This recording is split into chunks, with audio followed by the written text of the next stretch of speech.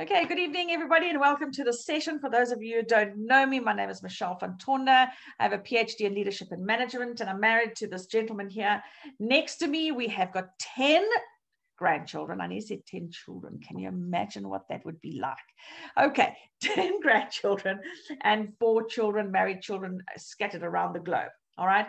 But tonight's topic is going to be on how you can find your purpose. All right. We're going to go through it from a different perspective. And the reason being, like I said earlier on, is not everybody nails down what their purpose is. What happens is we confuse different things with our actual purpose and our calling and that kind of thing. So let's have a look at it today. Doc's really eloquent on this particular topic as well. So I know we're going to get some great inputs from there. I know George and Tessa have done theirs. They know where they're standing. So they've got some great inputs as well. So guys, let's hear some of this topic. So here we go. I'm going to share screen. Sorry, let's go share screen, share screen, share screen. There we go. Super. Okay, so there we have it all. I've got you. Please, if you want to, how we're going to do is we'll do the Q&A at the end. If you've got questions as the PowerPoint goes on, please ask the questions and we'll go through them to make sure that we cover everything. And please, we do want it as interactive as possible. It's pointless me just one-sidedly giving you information. Okay, so here we go. Why to kill a mocking mind? For the newbies on the board, why have we chosen to kill a mocking mind? Obviously, where your mind goes straight away, it goes to kill a mocking bird, but ours is to kill a mocking mind. If you want to go onto the website, you're more than welcome to. And what we do is we cover personal growth, we cover leadership development, self-awareness, boundaries. Oh my goodness, and how we do need that. Most of us are boundary violators, or alternatively, what we are is we don't even put up boundaries and we allow others to violate our boundaries. That's a big one. Behavior modification, health. Okay, so we'll leave health for a while because I've got to still get there. I'm on a journey at the moment, and I'm looking forward to sharing my journey with you. I'm diarizing it, not journaling it, and we're going to make sure that we share some really amazing growth with you. Today's session is going to hit personal growth. It's going to hit leadership. It's going to hit self-awareness. It's also going to look at behavior modification as well. So again, why to kill a mockingbird? I don't know about you, but definitely with myself, I don't know if any of you, maybe none of you have had it, but only me. And that is, you're driving along the road and all of a sudden this little voice starts speaking to you. That little voice could be that voice in your head that starts telling you about an appointment that you're about to go to and that you're not good enough and you shouldn't be going to this appointment. Or it's like putting you on the other spectrum of the scale saying, hey, hold on a second, you're great, you're fantastic, or whatever it is. And then all of a sudden, if you're anything like me, you got 2 or 3 of those little voices, they start talking to each other. What happens to me is maybe I'm driving to fetch Anthony and I've got a topic I'd like to speak to him about. And so what happens is I start the conversation in my head. I answer the conversation in my head. I have this dialogue. By the time I've got to him, I expect him to know and understand the full conversation that the 2 of us have actually had, of which he didn't. So, and he was not participative in whatsoever. And that's all about the little voices in our head. Sometimes we have choruses and we need to know, what is that inner narrator that's speaking to us? What is it packaging for us? Where is it telling us lies and where is it telling us the truth? And that little voice in our head sometimes actually solves situations before they actually are and before they unfold. And that could be fear, rejection, a whole lot of other things, as well as I've got this and I'm going to be confident about it. So that's why we've chosen to kill a mocking mind. So this evening session is all about finding your purpose or the reason to live. Why do you live? So purpose is where we find meaning, what we want to do and what we want to contribute. And this is where we tend to lack it. We often look at it as only what I want to do, but what is it that I need to contribute to society? Purpose certainly can be linked to your job or career. It could possibly be. 9 times out of 10, it's not. Okay, but many people don't find their purpose in the workplace. All right. For example, you could have started a job and you just got into it. Like my purpose most certainly was definitely not becoming a retailer, but I ended up in that as a job and became really good at my job, but it was not my purpose. Okay. So why do we need to find our purpose and reason to live? Well, the first reason is, the reason why you need to identify your purpose is, number one, you need to solve a problem. God has ordained you to solve a specific problem to a certain group of people. You're not there to solve that problem to everybody. So you mustn't try and reach everybody. You need to just try and reach the people that like you, connect with you, celebrate you, and don't tolerate you. If you find yourself in a situation where you're tolerated, that's not where you need to be. That's not your group of people. Anthony and I often have said, we've been in a group of people and we've ministered to them, or we've spoken to them, and we can feel that they're just doing it because it's the right thing to do. And we find they're tolerating us. We remove ourselves immediately, and we do never go back into that situation, because we believe you must always go where you are celebrated and never tread where you're tolerated. Okay, so that's the first reason why you and I need to find our purpose, because we are designed to solve a problem for a certain group of people. Secondly, is to make something better. So if you're not there to solve a specific problem, you might have identified or had a reason, or identified that if you just tweak this, you'd make something better. Ladies, I don't know if you've heard of a lady called Sarah Barkley. Sarah Barkley was the lady that developed a company called Spanx. Billion-dollar company it is right now, 20 years later. And all she wanted to do was wear white pants without having a panty line. That was it. She now has a billion-dollar company because she made something better. That's all she did. She solved a problem that all women have, and she took something that was existing and made it better. She didn't try and reinvent the wheel. Too many of us are trying to be so smart, and we're trying to say, how can I reinvent the wheel? How can I bring in something new? Everything in life has already been created. It's our responsibility to make it better. The reason why you have the airplane today is because somebody made it better than the Wright brothers.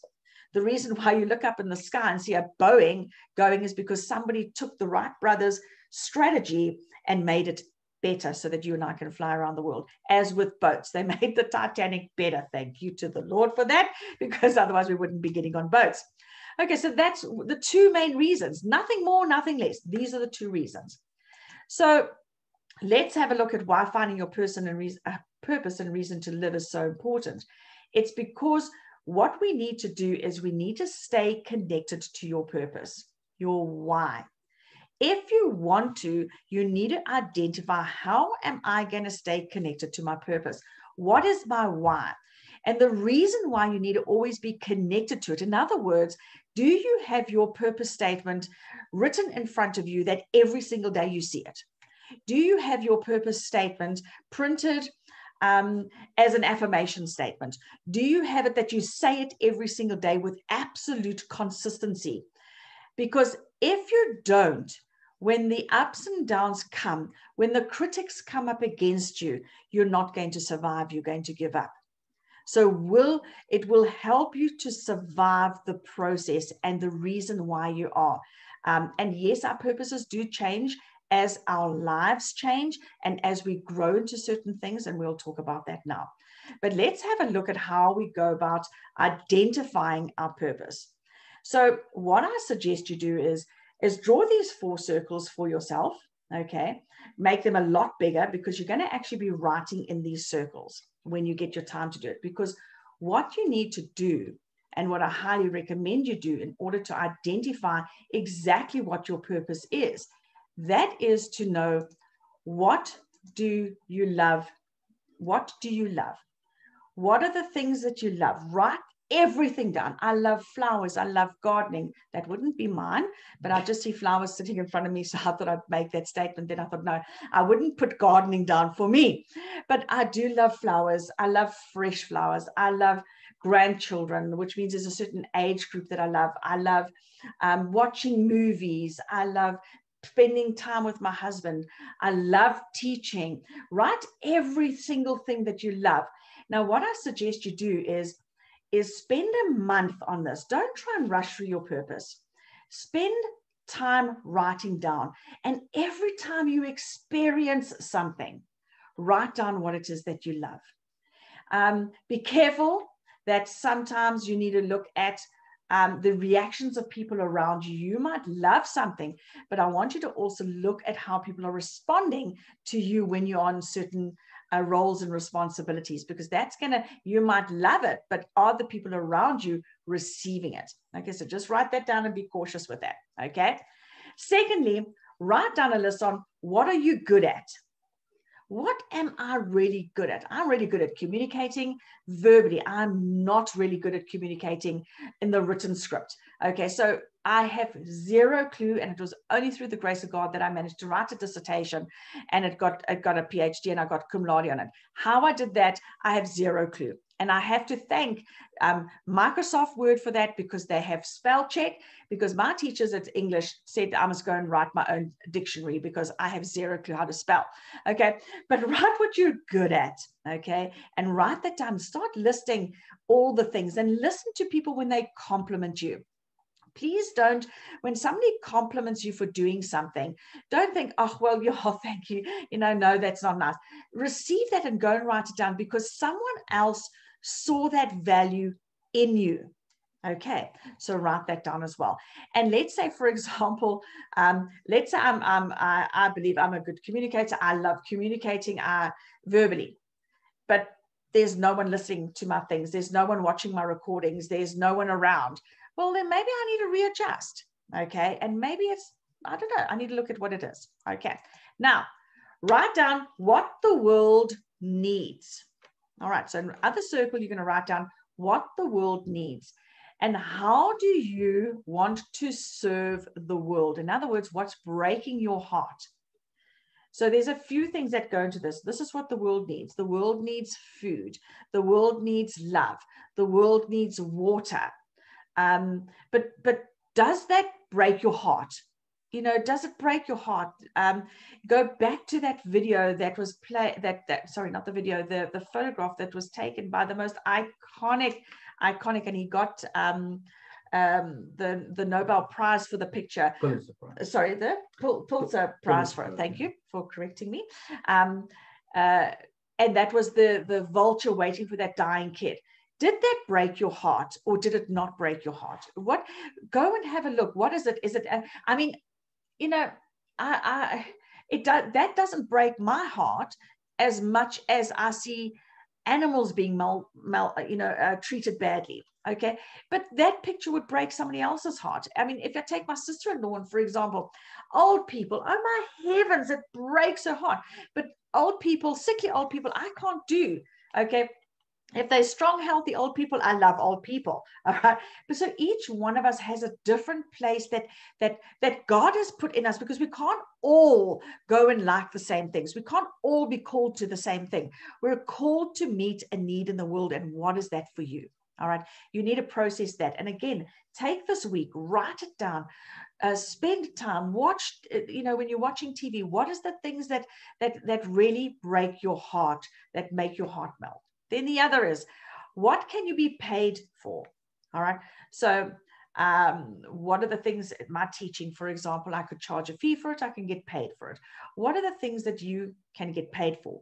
Now, there's a reason why all four of these are in there.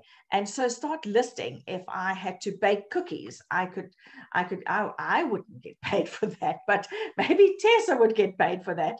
All right. But certainly wouldn't be me. Okay. But what can you get paid for? List those things. Okay. And now let's have a look and see what happens where the circles are actually meeting. Because where you have the circle of what you love and what you're good at, that falls into the category of passion. Okay, so is your passion going to drive your purpose? All right, or what is driving your purpose? So do you have the passion? Is there something you love, and is there something that you're good at that's now going to kick off that passion? Then the other is your mission, what you love and what the world needs. So now we're going to say, where am I fitting in? Am I actually doing what I love? okay, and doing what I'm good at because I'm passionate about that. That's where my teaching would fit in, all right? But does it meet a need in the world that's going to actually that it breaks my heart? The answer to that is no.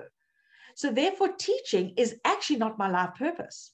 And it's not my reason that God has put me here. I need to go and find out what is that mission. Okay. Then the other circle that we're going to have a look at, which is what are you good at and what you can get paid for? That's your career. A lot of people think their career is actually their purpose. But like I said, probably 9/10 of the world that's not true for. 1/10 it is. You know, you get maybe, let's say, hypothetically, somebody who looks after, disabled children.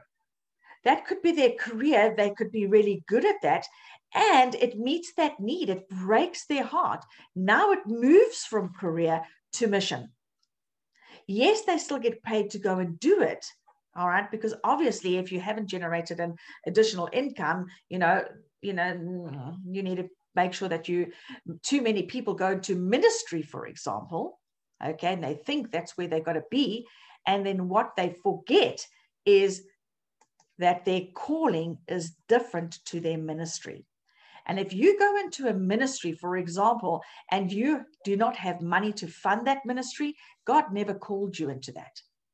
Now you're relying on too many people to try and pay you. You don't have and all you're relying on is literally manna from heaven. And yes, God can provide that, but that's not a calling. Your calling is what meets the world's need and to make sure that you can get paid for it so that you can keep yourself in that calling. Okay, because too many people think they go into a calling and they think that God must provide. Of course, he's going to provide. But let me tell you something. If you go into a calling, I mean, you go and take Bill Gates, for example. He feeds the hunger. His wife and his foundation, they feed hundreds of thousands of millions of children in Africa. Okay. But their organization gets paid to go and do that. They don't just use their own money and then end up with nothing to serve the need of the world, which is hungry children. So you've got to understand, and some people might dispute this, and say your calling you shouldn't get paid for.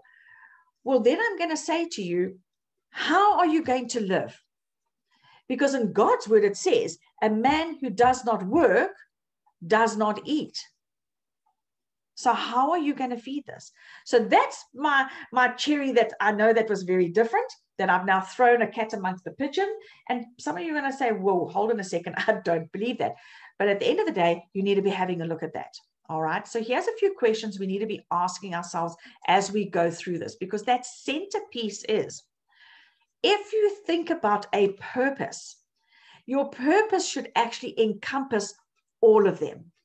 Your passion, your mission, your calling, and it should be something that you can get paid for, so that the reason you get paid for it is so that it is sustainable.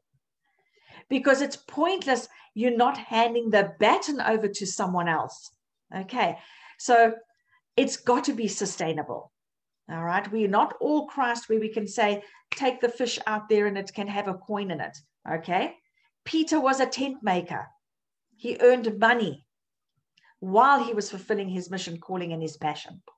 Paul. Thank you. That's why we have a pastor next to us, because he's the one that's going to rectify all these things that his wife talks about. So thank you so much, Mr. Pastor, Reverend Dr. Anthony. All right. But do you hear what I'm saying? All right. So what your homework is to write these circles down. Write down, what do I love? What am I good at? What does the world need? And what can I get paid for? And then for the next week, and I would say even go longer to 30 days, make a list in each block. Every day you come home, sit down and just reflect for a few minutes. Today, what did I love doing? Today, what was I really good at? Today, did anything break my heart? Maybe not. Okay, maybe it did. All right. I mean, every time Anthony sees somebody begging on the side of the street, it breaks his heart. The whole mission and ministry and calling and the whole lot. And I keep saying to him, sorry, buddy, You cannot go and do that until you have the money in it, because how are you going to get paid to sustain them? Okay. And I've been his anchor in that. All right. But if I knew him, he'd be out there tomorrow, I don't know, reconverting every single beggar on the street. But that's one of his absolute passions. All right.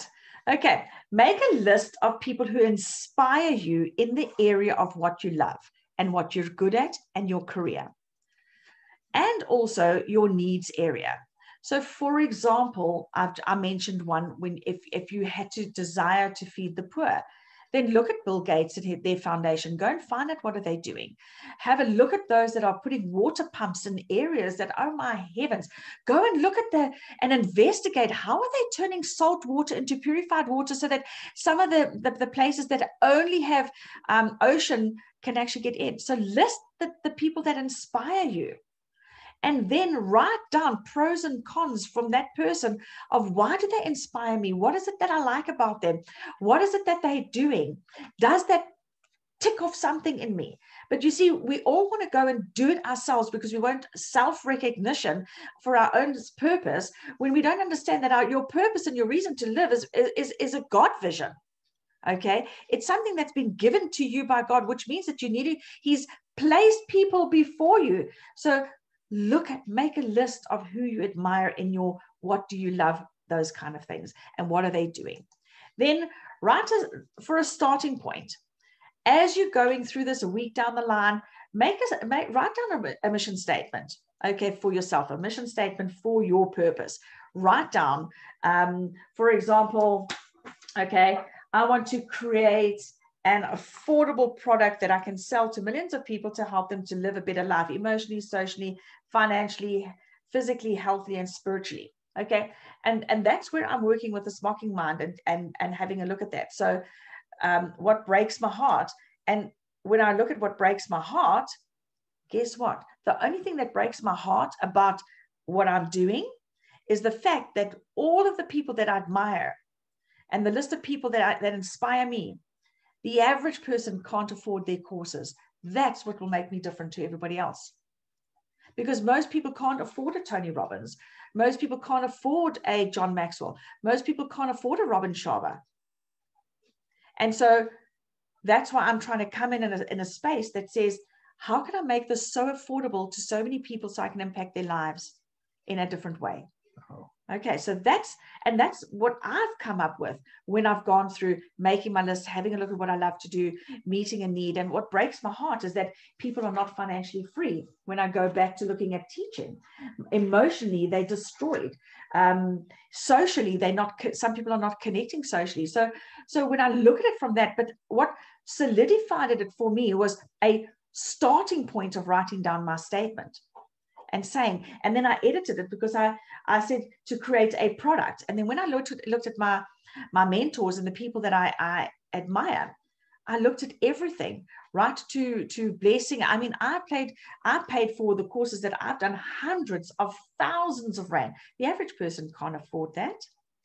And that's where I saw the one place that I will find my purpose and my reason to live is to make the product so affordable that people cannot not join me. Okay, so write a mission statement. It's a starting point. Okay, it's a starting point. That mission statement will evolve until you find the one that says yes. Okay, all right. So now let's have a look at types of questions and that you could possibly ask yourself as you're going through these next 30 days. And that would be, how do I know when I've found my purpose? Okay, how am I going to know that? Well, you need to go out, and if you don't know what it is and you've got, let's say, 10 things that you love, what I suggest you do is go and put yourself in a situation where you actually fulfill something in each of those 10 things. Let's say it was feeding the poor. Then go to find the local soup kitchen, go there and feed the poor. And when you leave there, okay, you will answer the next question, which is, how do I know I will like living my purpose? Because if you didn't enjoy that, then that's your telltale that, no, this is not for me. Okay. So that's how you will know whether you like living your purpose. What was my sense of joy, happiness, and heartfelt gratitude when you left that situation? Okay. Now, how do I choose between all the different? Let's say I've got two paths. How do I choose them? Well, take it to prayer. Meditate. I've mentioned this one already, your energy levels. Because trust me, I used to do counseling for children. Ask Anthony. I would come home, I was exhausted. I couldn't focus, and my energy levels were so low. That means that that's not my purpose. That's not my reason to live. That's not my calling, because that's not what God wants. But after this session, you can ask Anthony, I'm like on such a high, I can't stop talking, I'm energetic, the whole level of energy changes. All right. So do I go and help with food parcels every now and again? Absolutely. It's a decision. But then I know I need to be in control of my energy levels while I'm there. Then talk to those that inspire you if you can. Go and talk to somebody who's in that area. Go and ask them questions. Please don't ever, ever, ever have the audacity to waste someone else's time. I remember John Maxwell saying that when he was a youngster and started learning, and he wanted to learn about leadership in the workplace, because he was a pastor and he gave up his pastoral to start John Maxwell's organization.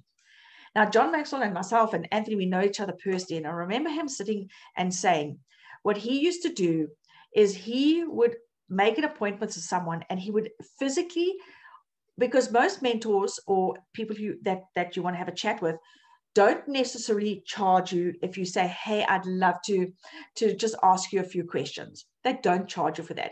So have respect enough to actually say, and this is what John Maxwell did, and he taught me in this, is say to the person, could I please take you to lunch? Could I please take you to breakfast? You pay for the breakfast or you pay for the lunch. Do your homework. So when you arrive there, and this is what John used to always do, he would know exactly what drink that person would drink. So as they sat down, and he would have it pre-ordered by the waiter. So let's say it was Coca-Cola. If it was Sprite Zero, if it was sugar-free, he would know that. He would have made a point of knowing that. So, and he would get there early. He would make sure that he sat so that the person was facing him. He was facing outward so that that person couldn't get distracted. He would always make sure that he ordered that drink. So when that person sat down, the drink was placed on the table. That is how much respect he showed the person that he wanted to have a talk to. And then he would say, right, well, let's order our lunch. And if you don't mind, I'm going to ask you. And he would have his questions pre-written down so that they wouldn't waffle. He would get to the point. That person knew that the appointment was so that he could ask questions, not talk about the weather, not talk about other things and waste people's time. And he said, please, could I have an hour for your lunch? And he stuck to the hour. And those are principles when you're ever put yourself into a situation where you're asking your mentor or someone that inspires you about something, respect them enough to honor their time always, because that has been a gift that has been given to you by God. And that person's time is precious to them, and God will hold them accountable. If you waste someone else's time, God is going to hold you accountable. I'm warning you of this because there's two gifts he's given you, his son, Jesus Christ, and the gift of time. Never, ever waste another person's time. So please remember that. Then the next thing is, what if my life purpose changes? Like I said, it is going to change. It will evolve. There are seasons. Please recognize those seasons. It's so important for you to know when your winter season has come and it's time for you to hand the baton over. I have seen it too many times when pastor seasons are up from in a church, or a CEO season is up. They stay there. And what happens is the organization starts stinking, okay? Because stagnating water smells and goes fraught and kills everything around it. So know when your seasons change. Be sensitive to that. Make sure that in your prayer and meditation, you're asking for that. When is my season over and when is it time to move on? So important. Okay. Then how do I make time for my purpose? Well, that's in your daily agenda. It's very important for you to spend time every single day. Like I said, every day, 30 minutes, write these things down, find out from yourself, what is my purpose, start processing it.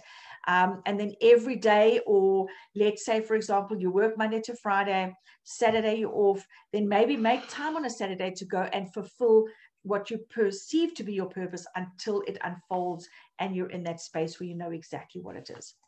Then how do I know when I have fulfilled my purpose? You're going to know because you are really going to be in a situation where your energy is up. You love waking up in the morning. You love going to go and do what you're doing. Even if you still have a full-time job because you're fulfilling your purpose on the weekend, you will find you don't mind going to work because your energy levels. And what happens is who you become becomes an attractive person. People are attracted to you and they want to be around you as opposed to repelling from you. So where do you start? Start at the beginning.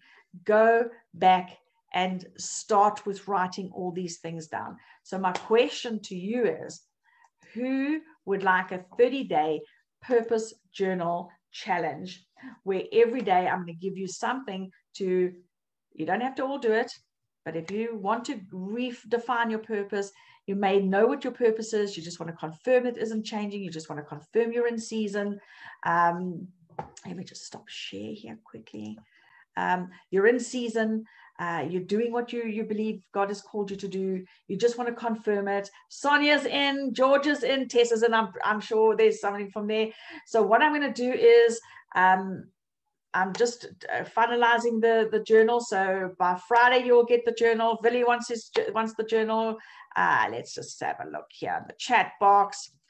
Brenda's yes. Awesome. Vilma, yes. Okay, so that's everybody that's here. Tess, if you don't mind writing the names down. Awesome. Give it a try, Derek and Carla. It's absolutely, it's nothing venture. Doc, do you want? I'm in. Okay, we're just checking. I know he's always in. So guys, that's all I have to share with you. I hope you learned something new about purpose. And I've done my purpose statement many times before, but because I'm on a new journey and I'm looking to see, is a season finished on one and is a season opening for another? I've started processing. You can see here. Here's my journal book. There's my circles. There's all the things that I'm writing. And there's a lot more that goes on with them. Journaling's my worst. Absolutely. Tell me about it, Vilma. So that's why I'm going to give you just one little thing to look at and think about. You don't have to actually write it down, but as long as you give it some thought. But yeah, putting everything on paper is still the best way to go. I agree with you. Journaling's my pit. So anyway, but there's a lot of things that I've written in here. And yeah, I've even journaled and gone through an idea that Anthony threw out the other day. I'm processing that I'm looking at it. I'm looking at different things about it, and maybe it will come into fruition. I don't know, but I'm not throwing it out because it's an idea that came across and fits into exactly what my mission statement is that I wrote down. So anybody, please, will you please, everybody either type in or raise your hand and I'll unmute you. Tell me one thing that you learned, or add some input, please. I'd love to increase my purpose and find it quicker. So if you've got some value. Right, Doc first and then Vilma. I'll be honest with you. My mind is blown away tonight.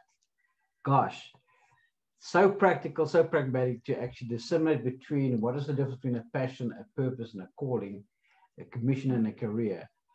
And all of that encompasses because that's why God calls you to live your life purpose. And I want to tell you, kudos, girl. Thank you. Yeah, this is phenomenal. And I would like to actually get this message out to more people because this is life-changing. And truly, I'm moved tonight. I'm really moved with this message tonight. Thank you. Thank you. Awesome. Vilma. Yeah, I learned something tonight. Yay! Can I invite you out for lunch? I'd love to. That'll be super awesome. Excellent. Thank you, Vilma. Awesome, man. Right. Anybody else, please? We need this too. We've got another 20 minutes if we want to, or we can end it now. But I'd love to, if you've got any more inputs, if you want to add anything. But please, I'd like, at least from everybody, one thing, if you can type it in. one thing that you got out of the session besides journaling being your worst? Awesome. Okay, I'll raise the bar first. Okay. Confession time. I mean, obviously, being an ordained man and really living for God. The fact that I tonight learned that your calling must be paid for. Mm-hmm. Oh, I've been telling him that for years. Man. Hallelujah. I'll be honest with you. I'm challenged beyond tonight, guys, because I've always said, if it's God's will, he'll fit the bill. And I believe that, and I really do. And I've seen plenty of miracles in my life. But if I look at the logic here, if you want to have sustainability, then that calling needs to be paid for. And this is what the world needs. And if you match us to it, actually gives you a calling that touches in with your purpose. So I'm the first one that wrote here first. I wrote very interesting. And I can tell you the Holy Spirit convicted me tonight that I have been fighting this all my life. And my wife has said, why do you do everything for free? Why? Because you've got such a gift and a skill. Mm-hmm. And I take that. I challenged him today. He said to me, listen, I'm mentoring 5 people. I said, and how many of them are paying you? He said, no, I'm doing it for free. I said, there you go again. People are stealing from you because they're not giving you something. Okay. And it's his fault. He enables them. Yeah. I've always thought a calling was for free. I'll be honest. So looking at this holistically, that's why I'm mind blown tonight in terms of, hold on, if you want to make this work, I mean, in business, you have to establish cash flow to have a business that is healthy. Yes. So why would it be different for serving the Lord? Big wake-up call. And yes, once you put yourself into that situation, Wilma, we're going to come to you now. Once you put yourself into that situation and you're tent making, God's going to bless the work in abundance so that his work goes out. But if you don't go and put, he said to Moses, what have you got in your hands? Yeah. Okay, go for it, Wilma. Yeah. Yeah, no, I was going to say to Anne, I said, those people do not steal from you. You are letting them steal from you. 100%. True. 100% true. Thank you, Wilma. I receive it. I do. Okay, George is saying, or Tess is saying, I need to understand, need to solve a problem for a certain group of people. Do not change the world, just a small. Absolutely. And this is where people don't fulfill their purpose because they feel their purpose is not warranting, it's not there.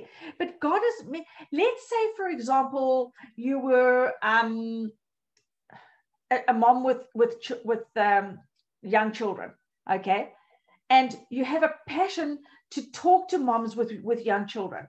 Now, all of a sudden, you don't do it because you feel there's only four children and moms that you could speak to that don't go to work in your child's class. So you don't go and do it. But God has a message for those 4 people that you can impact their homes, their lives, their how you, I don't know what your message is, but it could just be for 4 people, okay?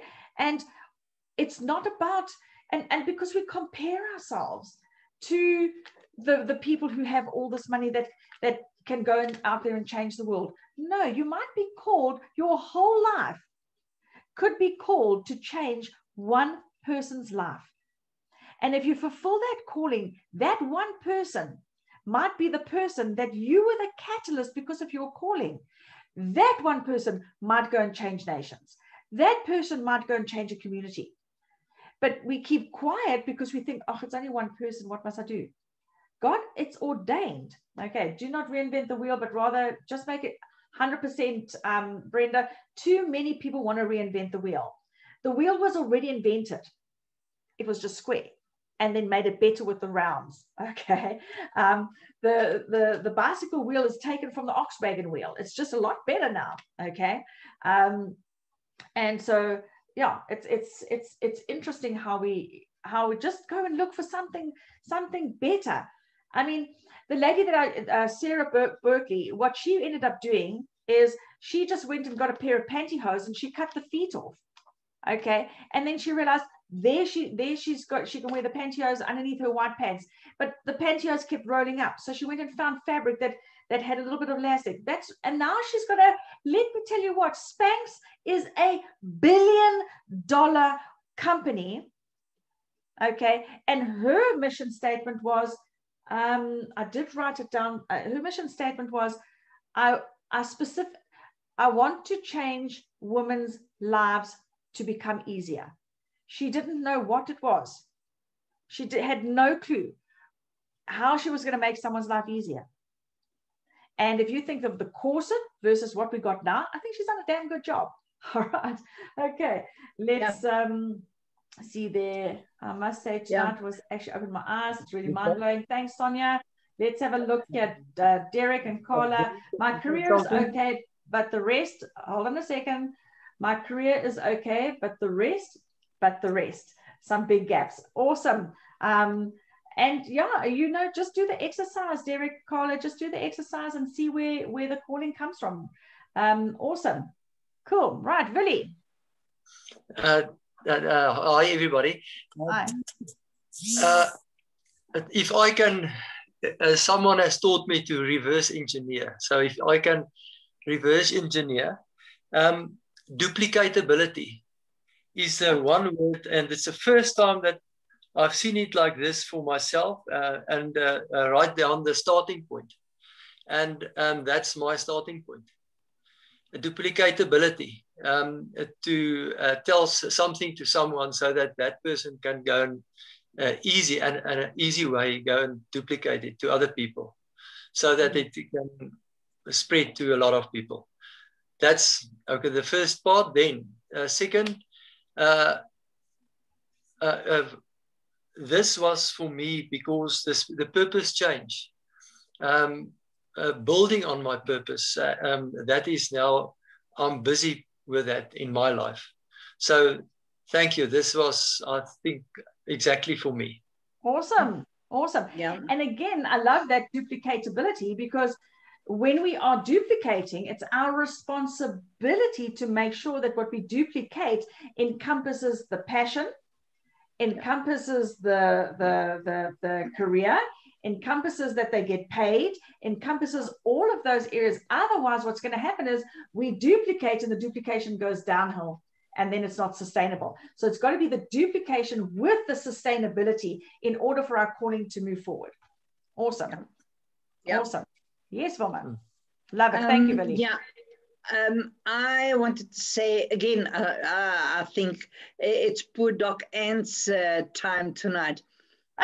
How I revolutionized my practice is because I'm a nurse, so I'm a carer, I'm a rescuer, I'm a fixer, I'm a whatever you want to call it, and I hate asking for money. Yes. So what I did about 7-8 years ago is I instituted a third party. So I created within my practice an purely admin side. So now I have no option but to charge, because the invoicing is not done by me. So I still have my face, I still can do the caring, but the third party in the practice actually does the invoicing. So I have really, look, I mean, I could still, I could veto it, but, and we do, I'm very hot on the 10% thing, yes. You know, 10 patients but it will be patients that I choose. So it's at my discretion that it gets done.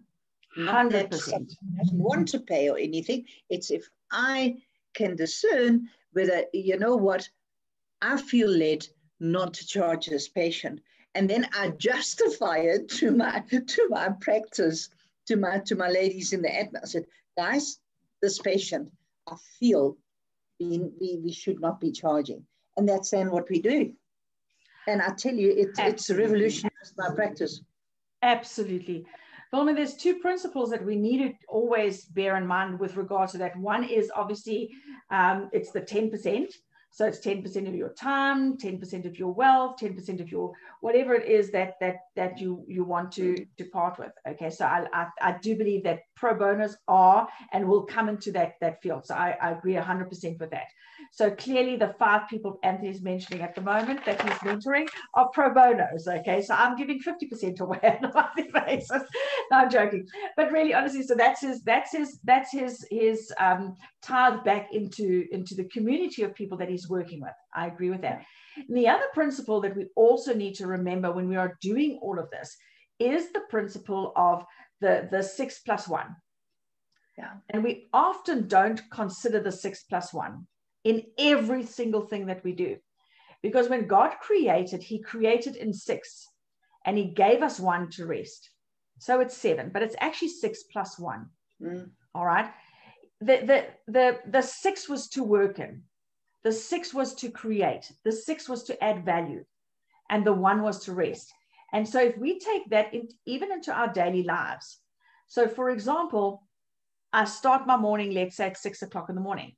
I need to go 6 plus 1 is a rest. I need to go 6 plus 1 is a rest. Okay. Or if you're very, very, very busy and if you want to really take prioritizing to its absolute maximum, what we should be doing is every single hour, we should divide it into 7 and you should work for 6 and break away for the other one. If you want to take prioritizing to get the maximum ability out of yourself, we need to always take that 6+1 into all our calculations, because that is the formula for creation. That's the formula, that the reason why you and I sit here today. It's the formula of why we breathe. It's the formula of why we do everything. And we so forget the 6+1. And every time, if you are on targets and you've got to push, what we tend to do is we try and work solidly for 6 hours. Then we quickly take 5 minutes break. You know, it's such a disrespect to the formula. And so we need to look back and say, hold on, how does this formula fit into my life? I do it now, and the best thing for my stress levels is to remember, work for a solid 50 minutes, take a break for 10. Work for 50, and then set an alarm clock. Robert Sharma teaches this as well. And he says, put an alarm clock on so that you work. And when that alarm clock goes, break away, make note of what you're doing, walk away from it. Because when you come back, you will be better at what you're about to do than just trying to push through. Okay. Interesting. Anybody want to add anything else? Yes. Wow. No, again, I must just say that, you know, just when Michelle said that 6+1 is God's formula for creation, that hit me like a ton of bricks. It's true. God's formula for creation is 6+1. Wasn't 7 days. And we put it together and we package it together. Therefore, we think we can go 24/7, 365. We can't. It's 6+1. Sure. 6 things he worked. +1, he rested. Ek leer nou lekker vanaand, hoor. Anybody else want to add anything else? Any new insights that you got out? We've got literally 8 more minutes. We're going to wrap this up. And maybe, as Anne says, maybe this is one of those recordings that I'll share with you, the whole recording, and you can share with your family and friends on the whole recording, because the more people that we can help to find their purpose, the more we are going to be able to change this world. And it is literally one home at a time. It's one household at a time. I love what Focus on the Family, what is James Dobson said. It's all about one home at a time, one household. Impact that household, because remember, when the wife goes to work, she now impacts another person at work. When the husband goes to work, he impacts. If it's child-headed homes, when that person goes, whoever's the head of the household, when they go to their workplaces, if that household is happy, that household is solid, that household knows what they stand for. When you go into other people's homes, you will impact them because you know what you stand for. Awesome. Anybody want to add anything else? You're all good. Otherwise, we're going to zip it and call it a night. Thank you for those that were all sharing. Carla, Derek, this is duplicatable and sustainable. Billy, I'm coming at you on the sustainability as well as the duplicatability. Awesome. Thank you, Billy. George, Tessa, thanks for sharing. Vilma, thanks for sharing so much. Sonia, awesome. Derek Carter, thanks for sharing as well. Brenda, thank you for sharing. Billy, thank you for sharing. And I'm pretty sure Shanane was listening as well in her busy. I hope she heard the 6+1. Okay. I hope Doc teaches this in his workplace tomorrow. I only learned it tonight, so I can teach it tomorrow. Love you all. Thank you for joining this evening. I will send the whole recording and I'll actually post it on YouTube for everybody. I'll keep it open because it'll really be cool for more people to just know how to work there. Awesome. Thanks, George. Tess, travel safely tomorrow, George. Go and impact another household, George, which is absolutely awesome. Great opportunity. Thank you, guys. We will chat soon. Love you all. Cheers.